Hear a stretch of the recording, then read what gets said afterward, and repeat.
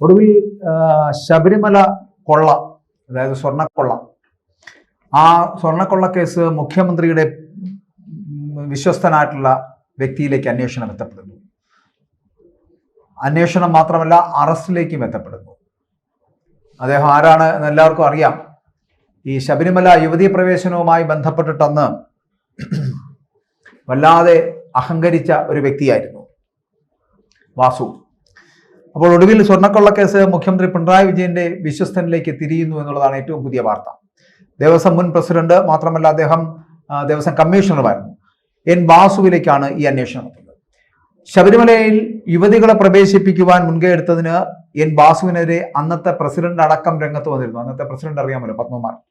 അങ്ങനെ ശബരിമല സ്വർണ്ണക്കൊള്ള കേസിൽ റിമാൻഡിലായിട്ടുള്ള മുൻ എക്സിക്യൂട്ടീവ് ഓഫീസറായ ഡി സുധീഷ് കുമാറിന്റെ മൊഴികളിലെ തെളിവുകൾ അടിസ്ഥാനമാക്കിയ തുടരന്വേഷണമാണ് നടക്കുന്നത് എന്നുള്ളതാണ് ദേവസ്വം ബോർഡിലെ പഴയ CPM-കാരെ കൂടുതൽ ഇപ്പോൾ പ്രതിസന്ധിയിലാക്കുന്നതും ആ മൊഴികളാണ്. അപ്പോൾ അത്തരത്തിലുള്ള മൊഴികൾ വരുമ്പോൾ സ്വാഭാവികമായിട്ടും അതിനകത്ത് പ്രവർത്തിച്ചിട്ടുള്ളവർ ആരാണോ അവരെ എല്ലാം ഉള്ളയിലാക്കേണ്ടി വരും. അപ്പോൾ കഴിഞ്ഞ ദിവസം ഡി സുധീഷ് കുമാറിനെ അറസ്റ്റ് ചെയ്യുന്നത്, ഡി സുധീഷ് കുമാറും പഴയതും പുതിയതായിട്ടുള്ള നിലവിലും കമ്മ്യൂണിസ്റ്റുകാരനായിട്ടുള്ള CPM-കാരനായിട്ടുള്ള ഒരാളാണ്. അടൂരിൽ ബ്രാഞ്ച് സെക്രട്ടറിയൊക്കെ ആകാൻ വേണ്ടിയിട്ടുള്ള ശ്രമമൊക്കെ നടത്തി പരാജയപ്പെട്ടു പോയെങ്കിലും ഇപ്പോഴും പാർട്ടിയുമായിട്ട് കൂറു പുലർത്തി നിൽക്കുന്ന മുന്നണി പോരാളിയാണ്. അപ്പോൾ ആ ഡി സുധീഷ് കുമാറിന്റെ കഴിഞ്ഞ ദിവസം, അദ്ദേഹം അഡ്മിനിസ്ട്രേറ്റീവ് ഓഫീസറാണ് ശബരിമലയുമായി ബന്ധപ്പെട്ടിട്ട്, അദ്ദേഹത്തെ കഴിഞ്ഞ ദിവസം ചോദ്യം ചെയ്യലുകൾക്ക് ശേഷം അറസ്റ്റ് ചെയ്തു. 3 ദിവസത്തെ ചോദ്യം ചെയ്യാം, വെള്ളിയാഴ്ച തുടങ്ങിയ ചോദ്യം ചെയ്യൽ ഇന്ന് വെള്ളിയും ശനിയും കഴിഞ്ഞ് ഞായറാഴ്ച ഇന്നലെ രാവിലെയാണ് അദ്ദേഹത്തെ അറസ്റ്റ് ചെയ്തത്. അദ്ദേഹത്തെ അറസ്റ്റോടുകൂടി പിന്നെയുള്ളത് അദ്ദേഹം തന്നെ പറഞ്ഞു കഴിഞ്ഞു, വാസു ഉൾപ്പെടെ 5 പേർ ഇനിയുമുണ്ട് ബാക്കി. വാസു ഉൾപ്പെടെയുള്ള 5 പേരെ കൂടി ചോദ്യം ചെയ്യേണ്ടതുണ്ട്. ആ ചോദ്യം ചെയ്യലുകൾ എന്ന് പറയപ്പെടുന്നത്, വാസു എന്ന് പറയുന്നത് അന്നത്തെ ദേവസ്വം കമ്മീഷണറായിരുന്നു. ദേവസ്വം കമ്മീഷണറെ ചോദ്യം ചെയ്യുക എന്ന്, പിന്നെ അതിന് മുകളിലേക്ക് വരുന്നത് ആരായിരിക്കും? ദേവസ്വം ബോർഡിന്റെ പ്രസിഡന്റിന്റെ മുകൾ സ്ഥാനത്തേക്ക് എത്തപ്പെടുന്നതാണ് ദേവസ്വം കമ്മീഷണറുകൾ. കമ്മീഷണർക്ക് മുകളിലേക്ക് വരുന്നവരൊക്കെയും കുറച്ചുകൂടി ഉന്നതന്മാരായിരിക്കും. ആ ഉന്നതന്മാർക്ക് രാഷ്ട്രീയ ബന്ധമുണ്ടായിരിക്കും. ആ രാഷ്ട്രീയ ബന്ധമെന്ന് പറയപ്പെടുന്നത് CPM-ന്റെ ബന്ധമായിരിക്കും.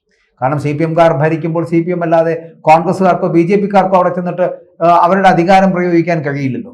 അതുകൊണ്ട് ഇനിയും വാസു ഉൾപ്പെടെ 4-5 പേർ കൂടി ബാക്കിയുണ്ട് എന്ന് പറയപ്പെടുമ്പോൾ ഇനി അധികാര സ്ഥാനങ്ങളിൽ ഇരിക്കുന്ന മുതിർന്ന CPM-ന്റെ നേതാക്കൾ ഉൾപ്പെടെയുള്ളവർ ഈ കേസിനകത്ത് പ്രതികളാകും എന്നുള്ള കാര്യത്തിൽ സംശയമില്ല. അതാണ് ഈ മൊഴികളിൽ നിന്ന് നമുക്ക് മനസ്സിലാക്കാൻ കഴിയുന്നത്. അപ്പോൾ ഇവിടെ അന്നത്തെ ദേവസ്വം ബോർഡ് ഭരണാധികാരികൾ, അന്നത്തെ ഉന്നത ഉദ്യോഗസ്ഥർ ഉൾപ്പെടെയുള്ളവർ ഇതിനകത്ത് പ്രതികളാകുമെന്നുള്ളതാണ്. അങ്ങനെ ഇപ്പോൾ സുധീഷ് കുമാറിന്റെ മൊഴി അനുസരിച്ചിട്ടാണ് എൻ വാസുവിലേക്ക് എത്തപ്പെടുന്നത്, വാസുവിനെ ചോദ്യം ചെയ്യുന്നത്. ഇനി ഈ രേഖകളിൽ സ്വർണം പൂശിയ പാളികൾ എന്ന പരാമർശം ഒഴിവാക്കിയതും പകരം അവിടെ ചെമ്പുപാളികൾ എന്ന് ചേർത്തതുമൊക്കെ മേലുദ്യോഗസ്ഥർ നൽകിയ നിർദ്ദേശത്തിന്റെ അടിസ്ഥാനത്തിലാണ് എന്നുള്ളതാണ് സുധീഷ് കുമാറിന്റെ മൊഴി എന്ന് പറയുന്നത്. അപ്പോൾ അദ്ദേഹം ചോദിക്കുന്ന ഒരു കാര്യമുണ്ട്, എക്സിക്യൂട്ടീവ് ഓഫീസർ മാത്രം വിചാരിച്ചാൽ ഇത്തരത്തിലൊരു മാറ്റം രേഖകളിൽ വരുത്താൻ കഴിയുമോ എന്നുള്ളത്. കഴിയില്ല. അപ്പോൾ അതന്ന് അതിന്റെ ഉന്നത ഉദ്യോഗസ്ഥർ ഏൽപ്പിച്ച ജോലി മാത്രമാണ് നിർവഹിച്ചത് എന്നുള്ള സുധീഷ് കുമാറിന്റെ മറുപടി എന്ന് പറയപ്പെടുന്നത് ശ്രദ്ധേയമാണ്, ഗൗരവമാണ്. ഈ സ്വർണം പൂശിയ പാളികൾ എന്നുള്ളത് ഉണ്ണികൃഷ്ണൻ പോറ്റിക്ക് കൈമാറിയത് ദേവസ്വം ബോർഡിൽ നിന്നുള്ള നിർദ്ദേശപ്രകാരമാണ് എന്നുള്ള കാര്യത്തിൽ സംശയമില്ല. ഇപ്പോഴത്തെ ഓരോരുത്തരുടെയും അറസ്റ്റ് ചെയ്യപ്പെട്ട മുരാരി ബാബു ആവട്ടെ, ഉണ്ണികൃഷ്ണൻ പോറ്റി ആവട്ടെ, സുധീഷ് കുമാർ ആവട്ടെ, ഈ അറസ്റ്റിലാകപ്പെട്ടവരുടെ എല്ലാ മൊഴികളുടെ അടിസ്ഥാനം നോക്കിക്കഴിഞ്ഞാൽ ഇതിന് പിന്നിൽ വലിയ ഗൂഢാലോചന നടന്നിരുന്നു. ആ നിഗൂഢ ശക്തികളെയാണ് പുറത്തു കൊണ്ടുവരേണ്ടത്. അത്തരത്തിലുള്ള വലിയ ഗൂഢസംഘത്തിന്റെ മാഫിയ പ്രവർത്തനമാണ് ഇതിനകത്ത് നടത്തിയിരിക്കുന്നത് എന്നുള്ളതാണ്. അതുകൊണ്ട് തന്നെ ഇതിനകത്ത് മേലുദ്യോഗസ്ഥരടക്കം ഇതിനകത്ത് വരേണ്ടതുണ്ട്. അപ്പോൾ രേഖകൾ അപ്പോൾ തന്നെ മേലുദ്യോഗസ്ഥരെ ധരിപ്പിച്ചിരുന്നു. അവർ പറഞ്ഞതനുസരിച്ചിട്ട് അവരാരും ചെമ്പുപാളികൾ എന്ന് എഴുതിയത് അന്നൊന്നും തിരുത്തിയതുമില്ല എന്ന് പറയപ്പെടുമ്പോൾ അത് നമുക്ക് മനസ്സിലാക്കാൻ കഴിയുന്നത് എന്താണ്?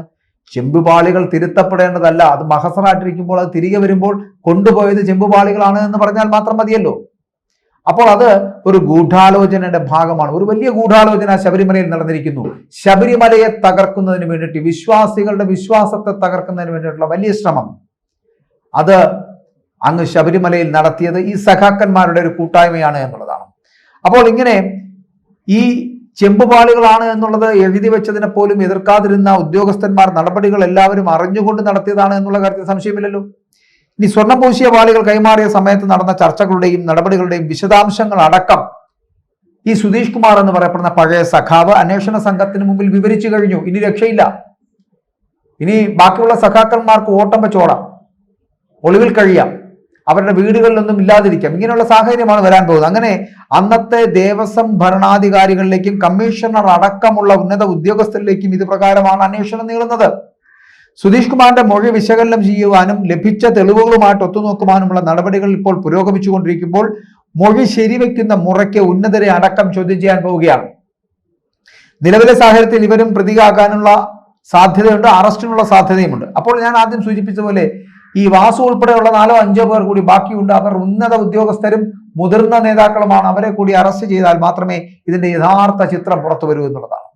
സുധീഷ് കുമാർ അന്നത്തെ കമ്മീഷണറും പിന്നീട് പ്രസിഡന്റുമായ എൻ വാസുവിന്റെ വിശ്വസ്തനാണ് എന്നാണ് അറിയപ്പെടുന്നത്. കാരണം അങ്ങനെയാണ്, ഇതെല്ലാം ഒരു സഖാക്കളുടെ കൂടാരമാണ്. അവരെല്ലാവരും ചേർന്നിട്ടുള്ള ഒരു കൺസോർഷ്യമാണിത്. അങ്ങനെ അവരുടെ വലിയ ഗൂഢാലോചനയിലാണ് ഈ സ്വർണ്ണപ്പാളികളൊക്കെ ചെമ്പുപാളികളായത് എന്നുള്ളതാണ്. സ്വർണം അടിച്ചു മാറ്റിയാൽ പിന്നെ ആ സ്വർണം ഇവരുടെ മുമ്പിൽ കൊണ്ടുവരേണ്ട ആവശ്യമുണ്ടോ? അത് കഴിഞ്ഞു. അത് ഈ ശബരിമല എന്ന് പറയപ്പെടുന്ന സ്ഥലപരിധിക്കുള്ളിൽ നിന്നും വളരെ അകലെ ആയി കഴിഞ്ഞു. പക്ഷേ ശബരിമല ശാസ്താവ് അത് പുറത്തില്ല. അദ്ദേഹം അത് കയ്യോടെ പൊക്കി, അവസരം കൊടുത്തു ഒരുപാട്. പക്ഷേ നന്നാകല എന്ന് തോന്നുന്നത് കൊണ്ട് തന്നെ അവസാനം അതൊരു ബൂമറങ്ങായി തിരിച്ചു വന്നു. ഉണ്ണികൃഷ്ണൻ പോറ്റിയുടെ ഒരു വാക്കിൽ സ്വർണ്ണപീഠങ്ങളില്ല, കണ്ടുപിടിച്ചിട്ടില്ല, വീട്ടിലാണ് എന്ന് പറയപ്പെടുന്ന തരത്തിലുള്ള അദ്ദേഹത്തിന്റെ വാദം അതൊരു ബൂമറാങ്ങായി തീരുകയായിരുന്നു ഉണ്ണികൃഷ്ണൻ പോറ്റിക്കും ഒപ്പം തന്നെ CPM എന്ന് പറയപ്പെടുന്ന പാർട്ടിക്കും. ഈ ശബരിമല കൊള്ളക്കേസിൽ, ശബരിമലയിലെ സ്വർണ്ണക്കൊള്ളക്കേസിൽ 3-ാം പ്രതിയായിട്ടുള്ള മുൻ എക്സിക്യൂട്ടീവ് ഓഫീസർ സുധീഷ് കുമാർ ഇപ്പോൾ റിമാൻഡിലാണ്. സുധീഷ് കുമാറിന്റെ മൊഴികളിൽ നിന്നുള്ള വളരെ കൃത്യമായിട്ടുള്ള മൊഴികളുടെ അടിസ്ഥാനത്തിലുള്ള തെളിവുകൾ കൂടി നോക്കിക്കഴിഞ്ഞാൽ അത് ഒത്തുനോക്കിയതിനു ശേഷം യഥാർത്ഥ പ്രതികളിലേക്ക് അല്ലെങ്കിൽ ഇതിന്റെ മുതിർന്ന പ്രതികളിലേക്ക് എത്തപ്പെടേണ്ടതുണ്ട്. അതെത്തുകയാണ്. അതുപോലെ തന്നെ പാളികളിൽ സ്വർണം പൊതിഞ്ഞിരുന്നതായിട്ട് സുധീഷ് കുമാറിന് അറിവുണ്ടായിരുന്നു എന്നുള്ളതാണ് റിമാൻഡ് റിപ്പോർട്ടിൽ പറയുന്നത്. ഇത് ചെമ്പുപാളി എന്ന രേഖയുണ്ടാക്കാൻ ഗൂഢാലോചന നടത്തിയെന്നും പറയുന്നുണ്ട്. കൂടാതെ പാളികൾ അഴിച്ചു മാറ്റുമ്പോൾ തിരുവാഭരണം കമ്മീഷണറുടെ സാന്നിധ്യം അത് ഉറപ്പാക്കിയിട്ടുമില്ല എന്നുകൂടി പറയുന്നുണ്ട്. വെറും ചെമ്പുപാളികൾ എന്ന് എഴുതുകയും ഈ പാളികൾ സ്വർണ്ണപ്പാളികളല്ല എന്നും ചെമ്പുപാളികൾ എന്ന് എഴുതുകയും ഉണ്ണികൃഷ്ണൻ പോറ്റിയുടെ കൈവശം നവീകരണത്തിനായിട്ട് കൊടുത്തുവിടാമെന്ന് ബോർഡിന് തെറ്റായ ശുപാർശ കത്ത് നൽകുകയും ചെയ്തു എന്നതാണ് സുധീഷ് കുമാറിനെതിരെ റിമാൻഡ് റിപ്പോർട്ടിൽ പറയുന്ന കാര്യമെന്ന് പറയപ്പെടുന്നത്.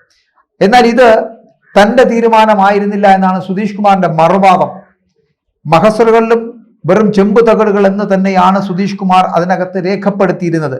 മഹസർ തയ്യാറാക്കിയ സമയത്ത് സ്ഥലത്തില്ലാതിരുന്നവരുടെ പേരുകൾ കൂടി അതിനകത്ത് ഉൾപ്പെടുത്തി എന്നുള്ളതും സുധീഷ് കുമാർ പറയുന്നുണ്ട്. അങ്ങനെ ഉണ്ണികൃഷ്ണൻ പോറ്റിക്ക് സ്വർണം കൈവശപ്പെടുത്തുവാൻ അവസരമൊരുക്കി എന്നും റിമാൻഡ് റിപ്പോർട്ടിൽ കൃത്യമായി വെളിപ്പെടുത്തുന്നു. അപ്പോൾ ഇതിനെല്ലാത്തിനും ഉണ്ണികൃഷ്ണൻ പോറ്റിക്ക് സ്വർണം കൈക്കലാക്കുന്നതിന് വേണ്ടിയിട്ടുള്ള ശ്രമങ്ങൾ ഈ പറയുന്ന ഉന്നത ഉദ്യോഗസ്ഥരുടെ ഭാഗത്ത് നിന്ന് ആദ്യം മുതലേ ഉണ്ടായിട്ടുണ്ട് എന്നുള്ളതിന്റെ സൂചനകളാണ് ചെമ്പുപാളികൾ, സ്വർണ്ണപ്പാളികൾ, ചെമ്പുപാളികൾ അറിവോടുകൂടി തന്നെ എഴുതി വെച്ചത് എന്നുള്ളതാണ്.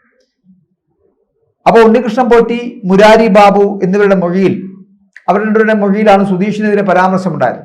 അതുകൊണ്ടാണ് സുധീഷിനെ പൊക്കിയത്. സുധീഷിനെ പൊക്കി ചോദ്യം ചെയ്യപ്പെടുമ്പോഴാണ് വാസുവിനെ കുറിച്ച് അറിയുന്നത്. അപ്പോൾ വാസുവിന് ഇതിനകത്തുള്ള ബന്ധം എന്താണെന്ന് മനസ്സിലാക്കുന്നു. വാസുവിനെ ചോദ്യം ചെയ്യുന്നു. വാസുവിനെ ഉടൻ അറസ്റ്റ് ചെയ്യും. അപ്പോൾ പിണറായിയുടെ വിശ്വസ്തന്മാർ ഓരോരുത്തരായി അകത്തു പോകുന്ന കാഴ്ചയാണ് നമ്മൾ കാണുന്നത്. അപ്പോൾ ഇനിയും ഈ N Vasu Thiruvithamkoor board commissioner സ്ഥാനം ഒഴിഞ്ഞത് അന്നത്തെ പ്രസിഡന്റായിട്ടുള്ള പത്മകുമാറുമായി തെറ്റിയതാണ്. കാരണം യുവതീ പ്രവേശന കാലത്താണ് വാസു കമ്മീഷണറായിരുന്നത്. വാസുവിന്റെ നിർബന്ധമായിരുന്നു ഈ യുവതികളെ അതിനകത്ത് കയറ്റണം, അത് സുപ്രീം കോടതിയുടെ വിധിയാണ് എന്ന് പറഞ്ഞുകൊണ്ട് ബഹളം വച്ച് യുവതികളെ രാഖി രാമായണം അകത്ത് കയറ്റിയ മഹാനാണ് ഈ എൻ വാസു എന്ന് പറയപ്പെടുന്നത്. അപ്പോൾ അങ്ങനെ ബോർഡ് പ്രസിഡന്റ് എ പത്മകുമാറുമായിട്ട് കൊമ്പുകോർത്ത എൻ വാസു ഈ കമ്മീഷൻ സ്ഥാനം രാജിവെക്കുകയായിരുന്നു. നിയമന കാലാവധി അവസാനിച്ചിരിക്കെ ദേവസ്വം ബോർഡ് കമ്മീഷണറായിട്ട് എൻ വാസുവിനെ തുടരാൻ അനുവദിക്കണമെന്ന് സർക്കാർ ആവശ്യപ്പെടുകയും ചെയ്തു. കമ്മീഷണറുടെ ചുമതല ഒഴിഞ്ഞ ശേഷം മനസ്സിന് വിഷമമുണ്ടാക്കുന്ന പല കാര്യങ്ങളും സംഭവിച്ചതിനാൽ തുടരാൻ ആഗ്രഹമില്ല എന്ന് പറഞ്ഞു പോകുന്ന വ്യക്തിയെ നമുക്ക് കാണാൻ കഴിഞ്ഞിട്ടുണ്ട്. എന്നിട്ട് അന്ന് അദ്ദേഹം പറഞ്ഞത് ഈ ശബരിമലയിൽ സ്ത്രീകൾ കയറിയത് വലിയ കാര്യമായിട്ട് താൻ കാണുന്നില്ല എന്നൊക്കെയാണെന്ന് വലിയ വായിൽ പറഞ്ഞത്. നിയമന കാലാവധി അവസാനിച്ചിരിക്കെ ദേവസ്വം ബോർഡ് കമ്മീഷണറായിട്ട് എൻ വാസുവിനെ തുടരാൻ അനുവദിക്കണമെന്ന് സർക്കാർ അന്ന് ആവശ്യപ്പെടുകയും ചെയ്തിരുന്നു. എന്നാൽ ഹൈക്കോടതി ഈ ആവശ്യം തള്ളി. അതിനുശേഷം പദവിയിൽ തുടരുവാൻ തനിക്ക് താല്പര്യമില്ല എന്ന് വാസു വ്യക്തമാക്കി കടന്നു പോവുകയും ചെയ്തു. തിരുവിതാംകൂർ ദേവസ്വം കമ്മീഷൻ സ്ഥാനത്ത് നിന്ന് എൻ വാസുവിനെ നീക്കണമെന്ന് ഹൈക്കോടതിയാണ് ഉത്തരവിട്ടത്. നിലവിലെ ചുമതലകൾ നിറവേറ്റുന്നതിനായിട്ട് ദേവസ്വം അഡീഷണൽ സെക്രട്ടേറിയറ്റിലെയും ഹർഷൻ ഹൈക്കോടതി അന്ന് താൽക്കാലിക ചുമതല നൽകുകയും ചെയ്തു. എൻ വാസുവിന്റെ കാലാവധി 2018 ജനുവരിയിൽ അവസാനിച്ചുവെങ്കിലും സർക്കാർ ആവശ്യമനുസരിച്ചിട്ട് ഏകദേശം 6 ആഴ്ച കൂടി അന്ന് നീട്ടി നൽകി. ഈ കാലാവധി അവസാനിച്ച സാഹചര്യത്തിലാണ് ഹൈക്കോടതി നിർദ്ദേശം വരുന്നത്. പുതിയ നിയമനം നടക്കുന്നത് വരെ വാസുവിനെ തുടരാൻ അനുവദിക്കണമെന്ന് സർക്കാർ കോടതിയോട് ആവശ്യപ്പെട്ടു. എന്നാൽ കോടതി ആ ആവശ്യം നിഷ്കരണം തള്ളിക്കളഞ്ഞു. എന്നാൽ വാസുവിനെ ഈ കമ്മീഷൻ സ്ഥാനത്ത് തുടരാൻ അനുവദിക്കാനാകില്ല എന്ന് വ്യക്തമാക്കിക്കൊണ്ടാണ് അന്ന് കോടതി ഉത്തരവ് വന്നത്. അതായത് അന്നത്തെ ഡിവിഷൻ ബെഞ്ചിന്റെ നിർദ്ദേശം അത്തരത്തിലായിരുന്നു. ശബരിമല യുവതീ പ്രവേശന വിധിയുടെ പുനഃപരിശോധനാ ഹർജിയിൽ സുപ്രീം കോടതി പരിഗണിച്ചപ്പോൾ ദേവസ്വം ബോർഡ് എടുത്ത നിലപാടിനെ ചൊല്ലി ബോർഡിൽ തന്നെ തർക്കമുണ്ടാകുന്ന ഒരു സാഹചര്യം ഉണ്ടായി. ബോർഡ് പ്രസിഡന്റ് എ പത്മകുമാറും എൻ വാസുവുമായിട്ടുള്ള തർക്കങ്ങൾ അന്ന് പരസ്യമാവുകയും ഇരുവരും പരസ്യ പ്രതികരണങ്ങൾക്ക് മുതിരുന്നതുവരെ എത്തിയ സാഹചര്യം ഉണ്ടായി. അപ്പോൾ ഈ സാഹചര്യത്തിൽ ശബരിമല യുവതീ പ്രവേശന വിഷയത്തിൽ സുപ്രീം കോടതി വിധിയെ അനുകൂലിക്കുന്ന നിലപാടാണ് പുനഃപരിശോധനാ ഹർജികളിൽ പരിഗണിക്കുന്ന വേളകളിലൊക്കെ ഈ ബോർഡ് സ്വീകരിച്ചിരുന്നത് എന്നുള്ളതാണ്. എന്നാൽ മുൻ നിലപാടിൽ മലക്കം പറഞ്ഞ് താൻ അറിയാതെയാണ് എന്ന് പത്മകുമാർ പ്രതികരിക്കുന്നതും നമ്മൾ അന്ന് കണ്ടതാണ്. പത്മകുമാർ എന്ന് പറയപ്പെടുന്നത് അന്നത്തെ ദേവസ്വം ബോർഡ് പ്രസിഡന്റ്. അപ്പോൾ സംഭവത്തിൽ കമ്മീഷണറോടാണ്, തനിക്ക് മുകളിലുള്ള കമ്മീഷണറോടാണ് പ്രസിഡന്റ് വിശദീകരണം ചോദിച്ചു എന്ന തരത്തിലും റിപ്പോർട്ടുകൾ വന്നിരുന്നു. എന്നാൽ ഇരുവരും അത് നിഷേധിച്ചു. അതേസമയം ശബരിമല വിഷയത്തിൽ ബോർഡ് പ്രസിഡന്റിന്റെ പരസ്യ പ്രസ്താവനകളോട് അതൃപ്തിയുണ്ട് എന്ന് തന്നെയാണ് എൻ വാസു വ്യക്തമാക്കിയിരുന്നതും. അങ്ങനെ തനിക്കുള്ള അതൃപ്തി പാർട്ടി നേതൃത്വത്തെ വാസു അറിയിക്കുകയും ചെയ്തു. എന്നാൽ തുടർന്ന് ദേവസ്വം ബോർഡിൽ ഇത് സംബന്ധിച്ച് സ്വരച്ചേർച്ചകൾ നിലനിൽക്കുന്ന ഒരു സാഹചര്യം ഉണ്ടായി. അവസാനം ഈ വാസുവും പത്മകുമാറും തമ്മിൽ കൊമ്പുകോർത്തതും 2019 ദ്വാരപാലക ശില്പത്തിലെ സ്വർണപ്പാളികൾ ചെമ്പുപാളി എന്ന റിപ്പോർട്ട് തയ്യാറാക്കിയപ്പോൾ സുധീഷ് കുമാർ, ഈ ഞാൻ പറഞ്ഞ മൂന്നാമത്തെ പ്രതി എന്ന് പറയപ്പെടുന്ന സുധീഷ് കുമാറിനായിരുന്നു അന്നത്തെ നടപടി. ആ നടപടിക്രമങ്ങൾ അദ്ദേഹത്തിനായിരുന്നു അന്നത്തെ ചുമതല. ആ നടപടിക്രമങ്ങൾ പൂർത്തിയാക്കേണ്ട ചുമതല അടക്കം അദ്ദേഹത്തിനായിരുന്നു. അങ്ങനെ അന്ന് അഡ്മിനിസ്ട്രേറ്റീവ് ഓഫീസറായിരുന്ന മുരാരി ബാബു സ്വർണപ്പാളികൾ ഉണ്ണികൃഷ്ണൻ പോറ്റിക്ക് നൽകുവാൻ 2 ഉദ്യോഗസ്ഥരും താല്പര്യമെടുത്തു എന്നുള്ളത് തന്നെയാണ് പോലീസ് പറയുന്നത്. ഈ പറയുന്ന 2 പേരും മുരാരി ബാബു ആണെങ്കിലും സുധീഷ് കുമാർ ആണെങ്കിലും സ്വർണ്ണപ്പാളികളിൽ സ്വർണം വേർതിരിച്ചെടുത്ത് മോഷ്ടിച്ച കേസിൽ 1-ാം പ്രതിയായിട്ട് ഉണ്ണികൃഷ്ണൻ പോറ്റിക്ക് വേണ്ടി വാദിക്കുകയും ചെയ്തു എന്നുള്ളതാണ്. അങ്ങനെ സുധീഷ് കുമാർ എന്ന് പറയപ്പെടുന്നത് സർവീസിൽ നിന്ന് വിരമിച്ച ശേഷം CPM പ്രവർത്തനങ്ങളിൽ സജീവമായിട്ടുള്ള ആളാണ്. എല്ലാവരോടും നല്ല രീതിയിൽ പെരുമാറുന്ന ആൾ എന്ന് നാട്ടിൽ പറയുമ്പോഴും പല സ്ഥലങ്ങളിലും ഇദ്ദേഹത്തിന്റെ ഈ പ്രവർത്തനങ്ങൾ ആർക്കും മനസ്സിലായിട്ടില്ല എന്നുള്ളതാണ് വസ്തുത. ഇപ്പോൾ പക്ഷേ പ്രത്യേക അന്വേഷണ സംഘമാണ് മണ്ണടിയിലെ വീട്ടിലെത്തി അന്വേഷണം നടത്തിയിരിക്കുന്നതും സുധീഷ് കുമാറിനെ അറസ്റ്റ് ചെയ്തു. അപ്പോൾ ഇത്തരത്തിലുള്ള അറസ്റ്റ് രേഖപ്പെടുത്തലുകളും ഈ അറസ്റ്റിന് ശേഷമുള്ള ഇദ്ദേഹത്തിന്റെ മൊഴിയുമൊക്കെ വളരെ കൃത്യമായി മനസ്സിലാക്കിയതിന് ശേഷം തന്നെയാണ് പുതിയ വ്യക്തികളിലേക്ക്, പുതിയ പ്രതികളിലേക്ക് എത്തപ്പെടുന്നത്. ആ പ്രതികൾ എന്ന് പറയപ്പെടുന്നത് മുഖ്യമന്ത്രി പിണറായി വിജയന്റെ അടക്കം അവരുടെ വിശ്വസ്തരായിട്ടുള്ള പ്രതികളിലേക്ക് എത്തപ്പെടുന്നു. ഇനി ഞാൻ ആദ്യം സൂചിപ്പിച്ചതുപോലെ ഈ ശബരിമല യുവതീ പ്രവേശന സമയം മാത്രമല്ല അതിനുശേഷവുമൊക്കെ ഉള്ള ഈ സഖാക്കന്മാരുടെ പ്രവർത്തനങ്ങളും ഒക്കെ ശബരിമല ശ്രീ ധർമ്മശാസ്താവിനെ എങ്ങനെയും കരിവാരിത്തേക്കുക എന്നൊരു ലക്ഷ്യത്തോടു കൂടിയാണ് ചെയ്തിട്ടുള്ളതെങ്കിൽ അതിനുള്ള മറുമരുന്നാണ് ഇപ്പോൾ ലഭിച്ചുകൊണ്ടിരിക്കുന്നത്. അവർക്ക് വേണ്ടിയിട്ടുള്ള കൂടാരങ്ങൾ റെഡിയാവുകയാണ്, ജയിലറകൾ ഒരുങ്ങുകയാണ്. അതുപോലെ തന്നെ ആ ജയിലറകളിലേക്ക് കമ്മീഷണർ അടക്കം, മുൻ ദേവസ്വം കമ്മീഷണർ വാസു അടക്കം, വാസുവിന് മുകളിലേക്കുള്ള ദേവസ്വം ബോർഡിന്റെ പ്രതിനിധികളടക്കം, ദേവസ്വം വകുപ്പിന്റെ മന്ത്രി അടക്കമുള്ളവർക്ക് ഇതിനകത്ത് പങ്കുണ്ടോ എന്ന് തെളിഞ്ഞു കഴിഞ്ഞാൽ കൃത്യമായും ഈ പറയുന്ന എല്ലാ മുതിർന്ന സഖാക്കന്മാരും വരിയായി ജയിലിലേക്ക് പോകേണ്ടി വരും. അതിനുള്ള സമയം അതിക്രമിക്കുകയാണ്. കാരണം ഈ ഹൈക്കോടതി 6 ആഴ്ചത്തെ സമയമാണ് നൽകിയിരിക്കുന്നത്. ഇത് 3-ാമത്തെ ആഴ്ചയാണ് കടന്നു പോകുന്നത്. അടുത്ത 3 ആഴ്ചയ്ക്കുള്ളിൽ വളരെ കൃത്യമായി യഥാർത്ഥ പ്രതികളിലേക്ക് ഇവർ എത്തിച്ചേരുമെന്നുള്ള കാര്യത്തിൽ സംശയമില്ല. ആ യഥാർത്ഥ പ്രതികൾ എന്ന് പറയപ്പെടുന്നത് CPM-ന്റെ അനുഭാവികളും ഒപ്പം തന്നെ മുതിർന്ന നേതാക്കളുമായിട്ടുള്ളവർ തന്നെയായിരിക്കും എന്നുള്ള കാര്യത്തിൽ സംശയമില്ല.